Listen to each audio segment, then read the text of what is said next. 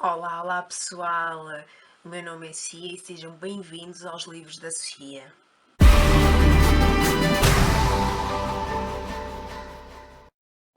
Olá, olá pessoal! Está tudo bem convosco? Eu espero que sim! Eu hoje trago-vos As Palavras que Nunca Te Direi de Nicholas Spark e digo-vos uma coisa, vale a pena vocês lerem este livro. Foi um livro que marcou a minha adolescência e ficou-me eternamente marcado. A primeira vez que eu li o livro, as lágrimas escorreram de emoção e vale muito bem a pena. As Palavras que Nunca Te Direi conta-nos a história de Teresa Osborne e Garrett Blake. Teresa é uma jornalista que está a passar férias e encontra na praia uma carta dentro de uma garrafa e por curiosidade decide ler aquela carta. No momento que ela leu aquela carta, as lágrimas escorreram pelos olhos porque era demasiado emocionante. Era uma carta destinada a um amor perdido. Ou seja, um homem tinha escrito aquela carta e ele tinha perdido o amor da vida dele. Ela ficou de tal forma emocionada que mostra a carta aos amigos, em que os amigos, um deles é o seu editor. Ele pega na carta e decide publicar essa carta numa coluna que eles têm contra a vontade de Teresa. Porque convenhamos que era uma situação muito específica, muito pessoal e ela não gostaria de ver, que se fosse ela, não gostaria de ver aquilo exposto a toda a gente. Quando eles publicam aquela carta, ela recebe cartas de todo o lado, imensas cartas, e recebe também dicas de outras pessoas que tinham recebido as mais duas cartas. Ela recebe então essas cartas e lê as cartas e também publicam essas cartas. Ela, ao ler estas cartas, ficou de tal forma emocionada e ficou com um sentimento de, digamos, de interesse, de querer saber quem é a pessoa que escreve aquelas cartas maravilhosas. Ela começa a fazer então uma investigação. Essa investigação leva até a Carolina do Norte, que é onde Garrett está e que foi a pessoa que escreveu as cartas. Garrett é um viúvo que perdeu a mulher por uma doença e escreveu aquelas cartas destinadas à esposa.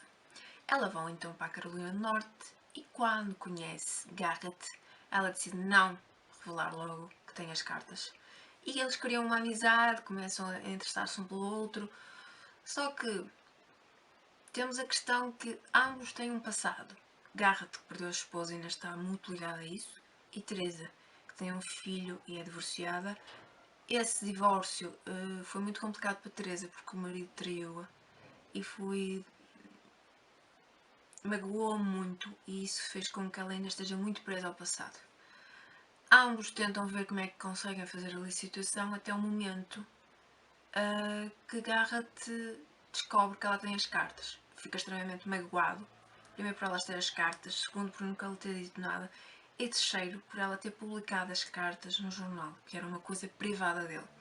Ele fica muito magoado, mas sabe que ali está o futuro dele e ele começa a acalentar a questão de ter ali um futuro. Só que ainda está muito ligado ao passado. Ao longo do livro, há umas partes em que nos conta que Garrett sonhava com a esposa. E uma última vez que ele sonha com a esposa, ele está na dúvida se a deve perdoar a Teresa, se deve seguir em frente, mas ainda está muito ligado. Então a esposa diz-lhe que foi ela que lhe mandou Teresa, porque era para ele seguir em frente. Basicamente ela estava a dar a benção. Então Garrett toma então a decisão dele e antes de ir ter com Teresa, ele vai escrever uma última carta à esposa. Essa carta, ele pega na carta, sai do barco e vai lançar essa carta ao mar. A questão é que, quando ele vai fazer isso, ele vê outro barco que está a arder e vai tentar salvar a família e ele acaba por falecer. A Teresa, quando descobre, fica em choque, fica extremamente fechada em si própria. E no dia do funeral, o pai de Garrett deu-lhe uma carta a ela, que ele tinha escrito para ela mesmo. E ela, durante um ano, guardou essa carta. E, passado um ano, leu essa carta. E foi aí que ela percebeu que ela não tinha perdido um grande amor. Ela tinha, sim, ganho uma esperança de, no futuro, ser feliz. Ela, no futuro, se apaixonar, ter um grande amor como ela queria. Quando eu li o livro, esta parte eu não entendi. Achava mesmo que não fazia sentido. Mas, avaliando agora, acho que faz extremamente sentido Claro que não acho que a parte dele falecer se faça sentido, mas a parte da carta final ali, aquele complemento, faz muito sentido. É um livro que eu adorei. As cartas que ele escreve são mesmo emocionantes. A última carta que eu li dele escorreu-me as lágrimas pelos olhos. Vale muito a pena. Está muito bem escrito. A ligação entre capítulos é excelente. As histórias também não estão confusas e eu dou 5 estrelas a este livro. Há uma curiosidade sobre este livro. É que este livro foi adaptado ao cinema. Aliás, foi o primeiro livro do Nicholas Sparks a ser adaptado ao cinema. Vocês podem procurar, vale a pena. Tem o Kevin Costner como ator. É um bom filme, mas não se compara ao livro.